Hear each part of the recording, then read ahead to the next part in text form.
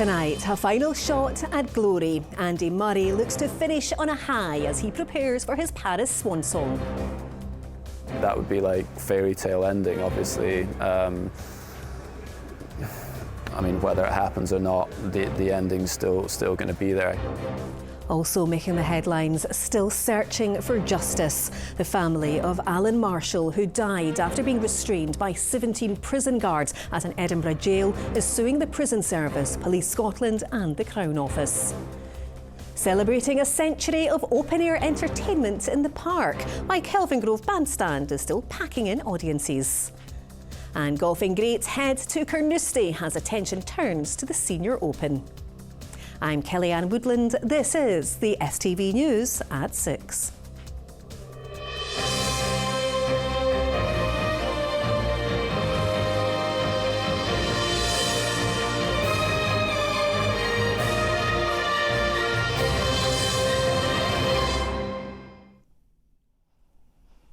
Good evening. Scotland's greatest ever sportsperson, Andy Murray, says it would be a fairy tale ending to his career if he leaves the Paris Olympics with a medal. Speaking for the first time on camera since announcing his retirement, the former world number one also said it's the right time to call it a day. Fraser Nicholl reports. The stage is set and Paris is waiting to welcome the world. Andy Murray arrived yesterday, announcing he would be retiring after the Olympics. Today, he spoke out about that decision. I mean, it's something that I've been thinking about for the last year or so. And I found that, difficult because you're sort of unsure of when the ending's going to be or how you should finish or how you want to finish. But then, when I had the injury at Queen's and then the operation, I knew that, this was the right time to stop, and it's not been that difficult. I've actually been really happy and good with it. The Olympics were where Murray made his mark, a home nation behind him, yet to see his best. A first gold medal, a springboard to success at London 2012, a US Open and 2 Wimbledon titles later, he struck gold again at Rio 2016. Now, the last chapter in the story of Andy Murray and a final shot at glory at Paris 2024. Yeah, I mean, look, that would be like fairy tale ending, obviously. I mean, whether it happens or not, the ending's still going to be there. I can't control what's going to happen on the match court, but yeah, I've been trying to prepare as best as I could with with Dan in the doubles, and I think that's where the best chance of getting a medal is. And but yeah, it would be obviously incredibly special. Yeah. As well as his personal successes, Andy Murray has been part of a golden generation for Team GB, a competitor, a champion, but first and foremost, a teammate. He chooses to come back to Olympic Games. He doesn't have to be here. He chooses to come back and be part of the team. He chooses to live in the Olympic Village, and he embraces it. He talks to all of the other athletes. He really is part and parcel of the Great Britain Olympic team. What part he plays in this final games is still in doubt. Murray will make a decision this evening on whether he competes in the singles competition as well as the doubles. The City of Lights is ready as the man from Dunblane brings the curtain down on a glittering career. Fraser Nicholl, STV News. The family of a man who died in police custody at an Edinburgh prison is suing the Prison Service, Police Scotland and the Crown Office. A fatal accident inquiry previously found Alan Marshall's death, where he was restrained face down on the floor by up to 17 officers, was entirely preventable. Lewis Mickey reports. He would do anything for anybody. He was really kind-hearted, and if you needed him, he was just at the end of the phone. He wasn't a bad boy. Alan Marshall was 30 years old when he died in 2015. Alan, from Carnoustie, was being held on remand at HMP Edinburgh for breach of the peace. He was restrained face down by dozens of prison officers after allegedly becoming agitated. He suffered cardiac arrest and was placed in an induced coma. 4 days later, Alan died in hospital after his life support was switched off. His Aunt Sharon and other members of the family have since pleaded for answers. there's that much happened since Alan's passing, but no, it doesn't feel that long. But it's just when you're having family things, you really think what he's missed out on. I've got a timeline of everything that's happened, and it's just all been bit by bit, and it's still, even like now, you're still reading things and saying, oh, I didn't realise that.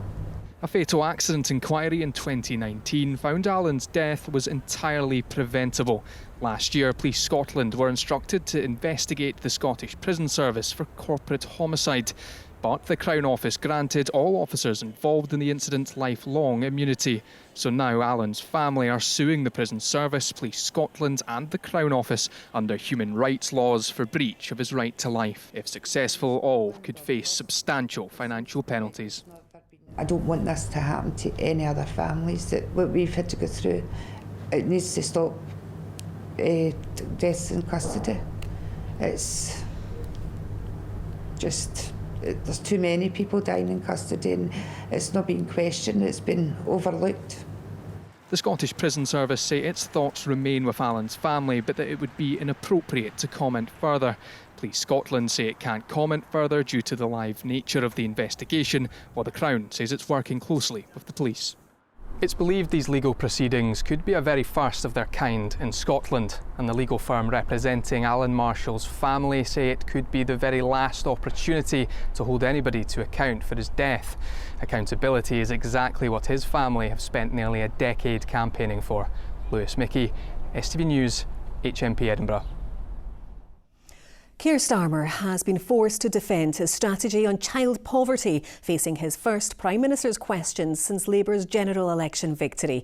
He suspended 7 Labour MPs last night after they rebelled, backing an SNP amendment calling for the 2-child cap on benefits to be scrapped. Here's our Westminster correspondent, Paris Gurtsianis. Good morning, Prime Minister. He campaigned on his record as a prosecutor.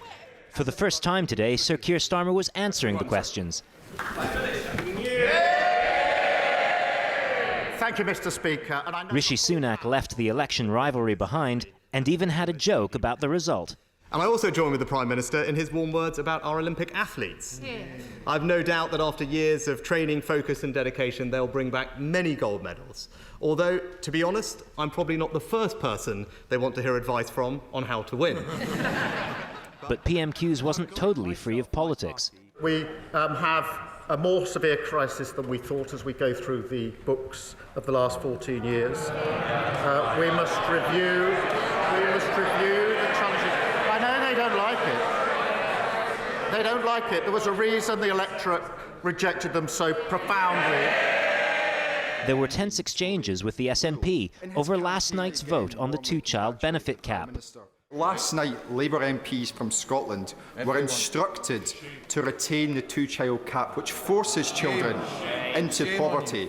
Before he lectures everyone else, he should explain why, since the SNP came to power, there are 30,000 more children in poverty in Scotland.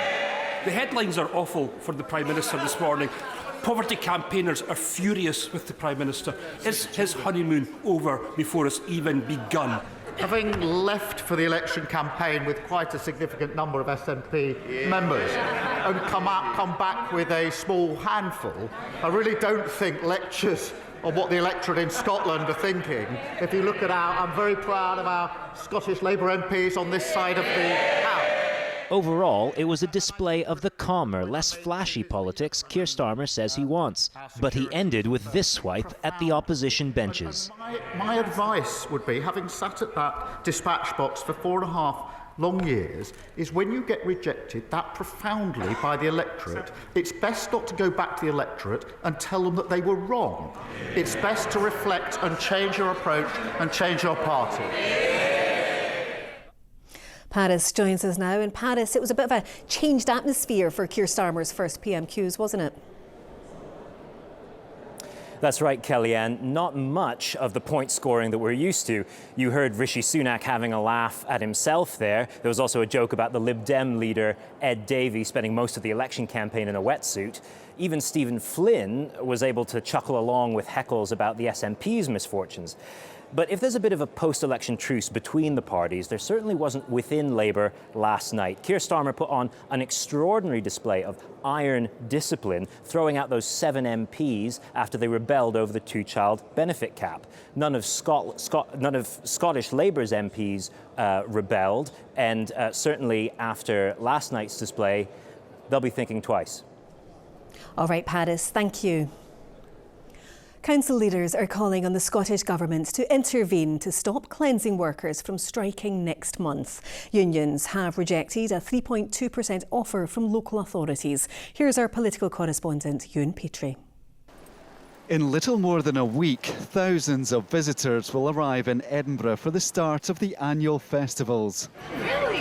But businesses preparing for their busiest spell are concerned over the prospect of bin strikes. I can imagine there being piles in the streets. I unfortunately or fortunately missed the last bin strike, but I can only imagine there'll be piles probably along the streets. Yeah, it will not be a very pleasant environment to work in or to enjoy Edinburgh in. Council leaders met this morning to try to avert strike action from all 3 unions representing workers. They agreed to call on the Scottish Government to step in with more cash. The former First Minister, Nicola Sturgeon, the Deputy First Minister, Sean Robinson, have all intervened in successive years, and we're at the end of what we can offer to increase the pay award. And I absolutely respect the position of the trade unions and their members to take the appropriate action, and they feel necessary to get a decent and reasonable pay award. But that won't happen without the government being round the table and putting some more money on the table. Unions have a mandate for strike action in 25 of Scotland's 32 council areas.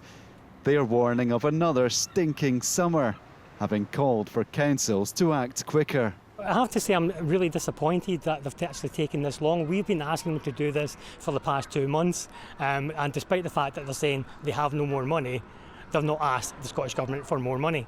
Unions are already rejecting a call from COSLA to pause strike action, increasing pressure on the Scottish Government to intervene.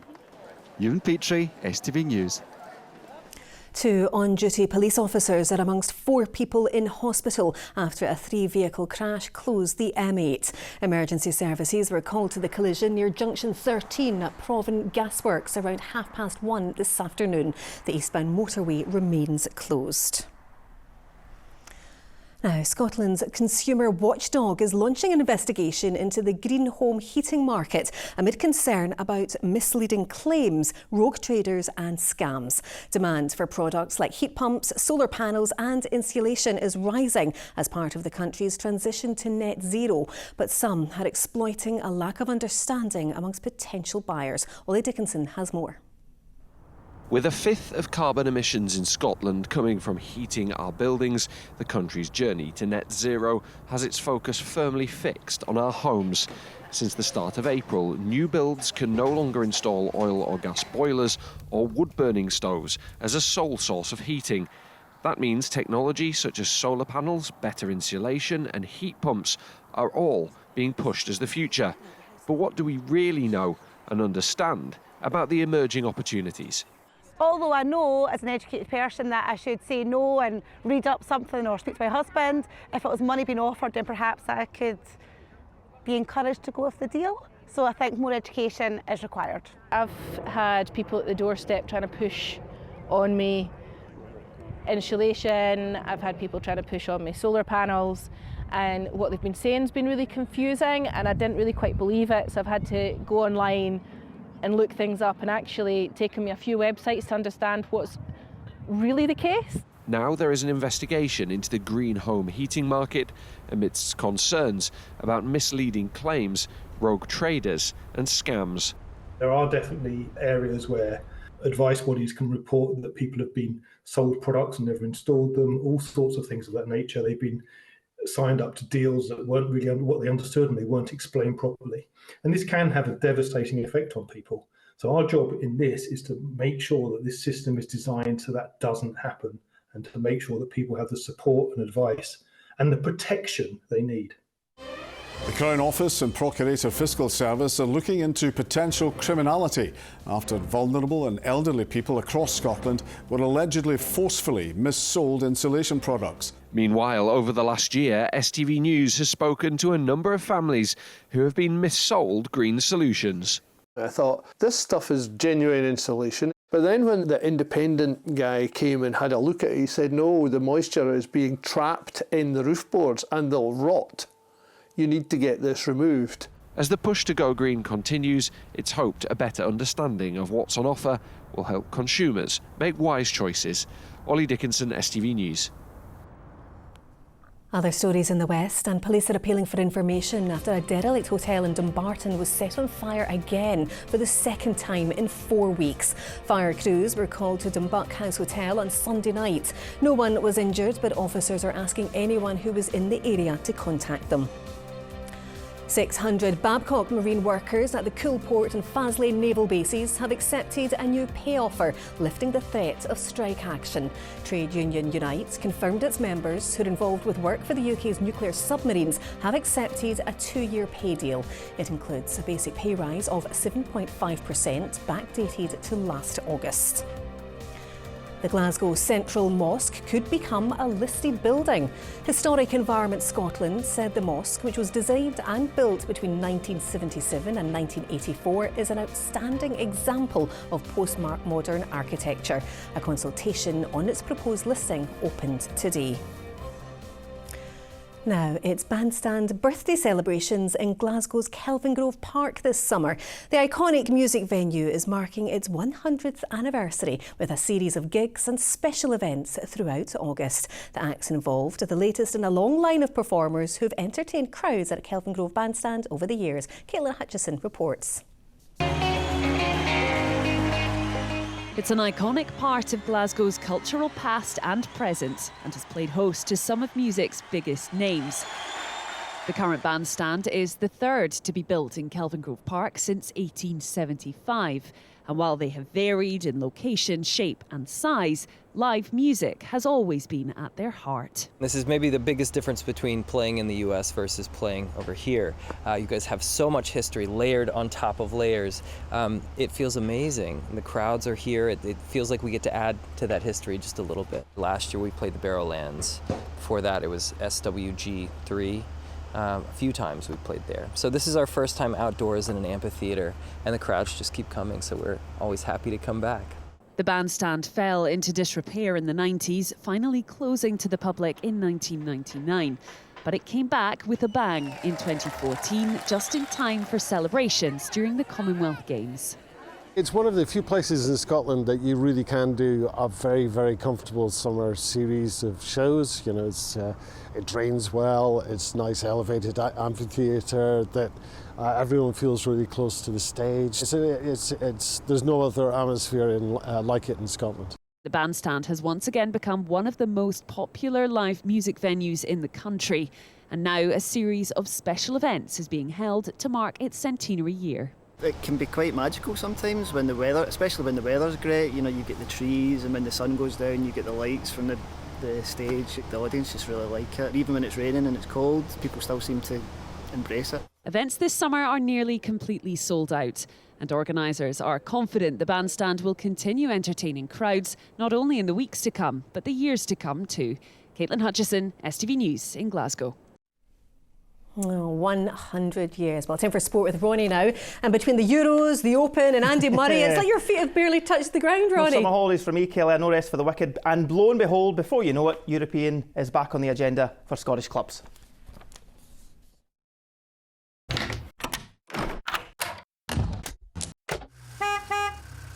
STV Sport, sponsored by the C.R. Smith Summer Sale.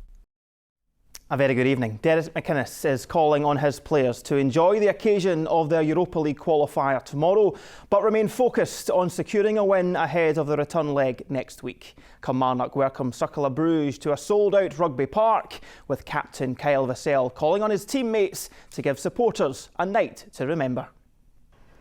He took over at Rugby Park 2.5 years ago with the team in the second tier of Scottish football. Now Derek McInnes is preparing Kilmarnock for their huge European adventure.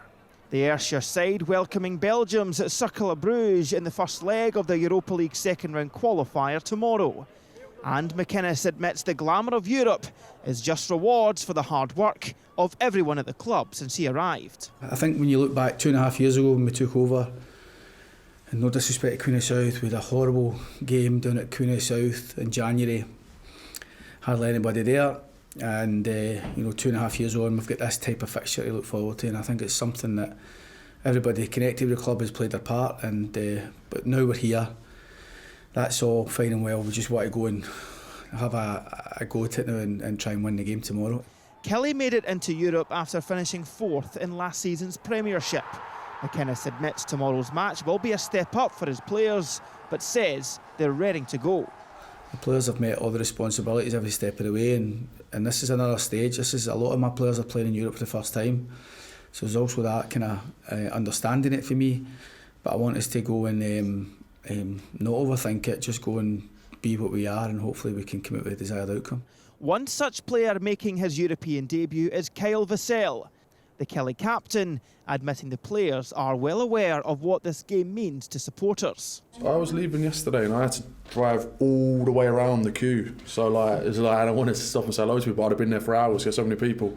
So I waved at a few people, but and even when I'm meeting people in the supermarket and that, they're just talking about this European run and what it means to them and coming to watch us. So it's about time we give the fans something to really look forward to. McInnes confirmed they are still looking to add new faces to the squad this transfer window, but no new arrivals expected ahead of the match tomorrow. Elsewhere on the European front, St Mirren are in Iceland as they get set to face Valor in their Europa Conference League second qualifying round tomorrow night. Stephen Robinson and his players flew out to Reykjavik this morning. Tomorrow's match will be the Buddies' first in Europe since 1987 before the return leg in Paisley next week. Brendan Rodgers says he expects to add quality to his squad before the end of the window, with Chief Executive Michael Nicholson flying over to America to meet the Celtic boss to discuss transfers. The Scottish champions beat the English champions Man City 4-3 in a friendly last night, winger Nicholas Kuhn grabbing a double. Rodgers insists they are working round the clock to bring players in. I had a long meeting with Michael and Chris today, so we know the targets that we want to bring in. There's still a long way to go in the window. At some point before the end of August, I would expect us to have the players that we want in. I make it clear to the Celtic supporters, we want to improve, we want to get better. We don't just want to stand still this season. We know we want to improve the squad, and by the end of the window shutting, I would expect us to be that. Finally to golf, and after the world's best took part in last week's Open Championship, now it's the turn of the seniors taking place at Carnoustie. Callum Clark spent the day rubbing shoulders with the legends of golf. It's one of golf's most historic courses, now playing host to some of the sport's top veterans, drawing in fans of all ages. It was really fun, I never thought it would happen, seeing a professional golfers, so it was really exciting. We got very lucky with the weather, haven't we? So all good. I mean, the poor wife kind of dragged along a little bit. So this is my first time. I'm the golf enthusiast along with the kids. Do you have a favourite player who's on the course behind us? Colin Montgomery. Do you think he'll do well this weekend? I hope so. The Senior Open returns to Carnoustie tomorrow for the first time since 2016. One man who's won on this course before is aiming to join an exclusive club. Only 4 players have won a regular Open and a Senior Open, so I'd like to try, I don't necessarily have to be the 5th, but I'd like to be in that group and become one of those. So I've been runner-up the last couple of years, so yeah, I'm in a good place. This course is often dubbed Carnoustie for its many hazards. One player whose Open challenge collapsed when he infamously found this burn 25 years ago says this event will be his last major. I thought that would be a good place to, for myself to close the door and to say goodbye. So this could be the last competitive round for you? Well, competitive run as a senior, probably Open, yes, very much so, and other majors, very much so. So the likes of Paul Lawrie and Vijay Singh will be battling it out at the Senior Open this weekend, but for those of us who are far less talented, this is as close to the course as we can get.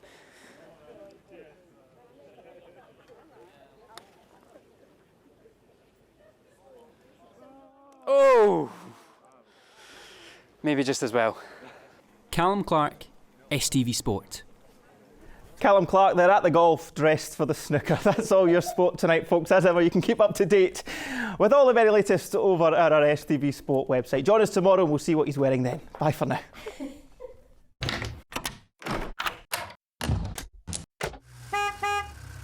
STV Sport, sponsored by the C.R. Smith Summer Sale. Oh, dapper Ronnie there with all his style tips. OK, let's get the weather out with Sean.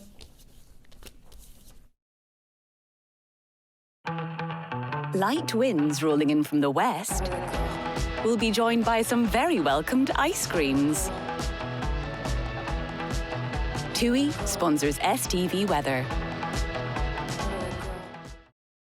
Good evening. Well, a wee bit of a change in the weather over the next couple of days. You'll have noticed that today with more cloud around, some shower outbreaks of rain. We end up on the cooler side of the jet stream as it takes a wee bit of a dip to the south, pushing the warmest air away to the south as well. Temperatures still over the next couple of days, 18, 19, so not way down on where we've been, so still feeling nice when the sunshine comes out. Hopefully there should be a decent amount of sunshine as we head into the weekend. Now for the time being, we've still got that cloud. We've got the outbreaks of showery rain, quite a damp evening to come. Temperatures probably staying about 14, 15 degrees in places, perhaps 16 degrees in the eastern parts until a little bit later on. Now tomorrow the weather should be a little bit better. We should see more in the way of sunshine, but there still will be a good scattering of showers. Most of the showers, at least through the first half of the day, running through across Argyll and Bute and also the Highlands, perhaps even merging into longer spells of rain here. Showers quite few and far between across central and southern parts, mainly concentrated in southern areas around the likes of South Lanarkshire into the borders, Dumfries and Galway. Highs 18 degrees, so still feeling nice in the sunny spells in between the showers. Lots of showers around on Friday. I've popped some dark clouds in there. Some of those showers will be on the heavy side, 17 or 18 degrees Celsius. Now as we move into Sunday and Saturday, we see pressure building from the south, so that means most of the showers get pushed away to the north. So if you've got plans for the weekend at this stage, not looking too bad with a lot of dry weather. Bye-bye. TUI sponsors STV Weather.